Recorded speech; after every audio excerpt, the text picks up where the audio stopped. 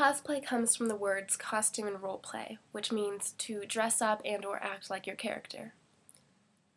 Cosplay is a hobby that involves a lot of skill and creativity, and that's what people tend to overlook. People weld their own weapons, they carve their own armor, they create their own facial prosthetics. It's not just about wearing a simple costume. Cosplay can be such a big art form. It's the chance to let your creativity show. It's the chance to let people express their inner nerd and have a laugh. These days, children are growing up way too quickly. And the great thing about cosplay is that it gives you the chance to act like a kid again and have fun. It's a new experience every time to be someone else, to put yourself in someone else's shoes.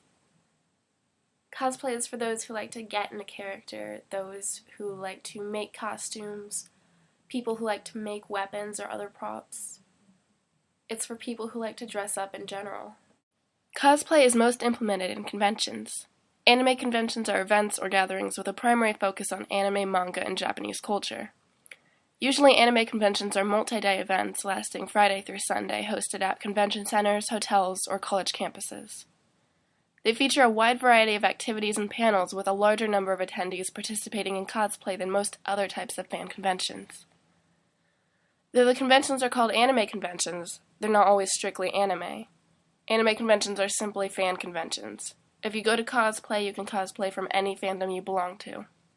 Now, since Google exists, and Amazon and eBay, where we're allowed to sell costumes and wigs, and it's easier to get a hold of the items we need to create costumes, more people are aware of cosplay, and more people feel the need to criticize us as weirdos running around in some form of fetish, or simply basement dwellers.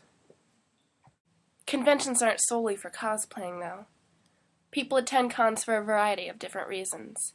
To buy exclusive merchandise, some people go to get a sneak peek of the media that they are anticipating the release of.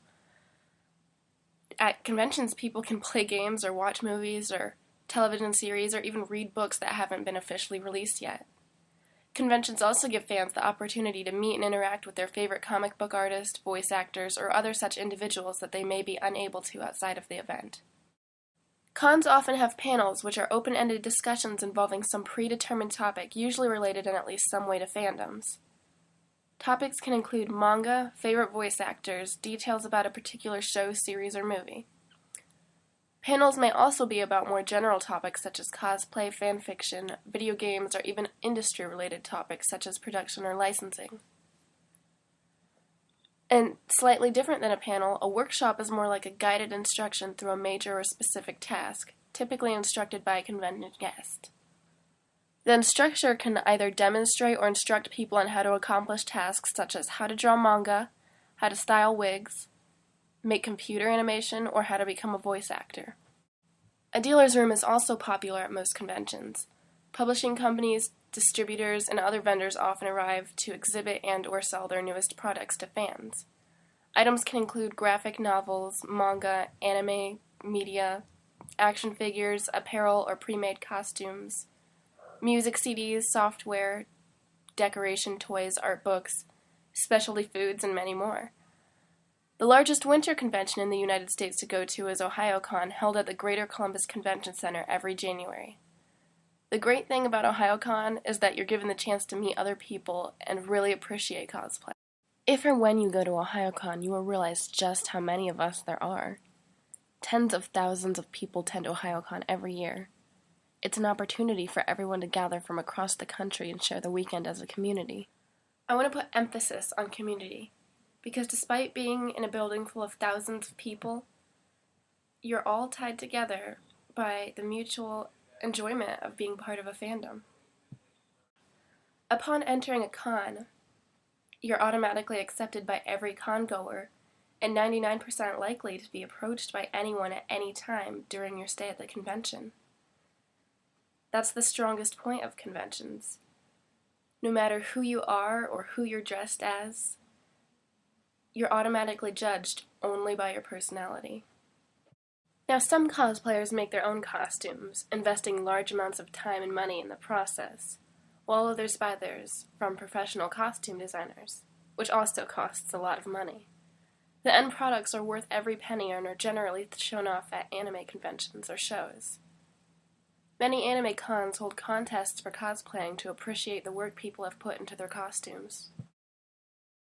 See, cosplaying can be divided into two categories: basic cosplay and masquerade. While basic cosplay only involves an attempt to look like a particular character, either in the halls of a convention or on stage, masquerade is much more involved. While masquerading, cosplayers attempt to act as their character would. They often have prepared skits with memorized lines, and the more advanced masqueraders can easily ad-lib their character's personality. Some cosplayers have become very popular due to the accuracy of their cosplay and are considered celebrities in their own right. Crossplay is a subcategory of cosplay where the cosplayer dresses as the character of the opposite sex. Some female cosplayers choose to do a form of crossplay called femme, which is gender-bending her character. For example, femlock cosplays, or these cosplayers which have made costumes for the gender-bended forms of the Adventure Time characters. I hope after watching this you've realized how big of an art form cosplay really is. It incorporates so many aspects of creativity. You have to tailor your own outfits, go to shops, cut and sew cosplays, figure out the fabrics you need to use. You need to go to so many different wig shops and learn how to style your own wigs. You need to carve your own armor. You need to make your own weapons. There is so much work put into cosplay, and then to analyze your character, practice how they talk, act like they do. You need to completely erase your identity just to be them for even a few hours. So much work is put into acting like someone else. And it's so much fun. It's like a constant Halloween. And everyone loves Halloween. Just conventions,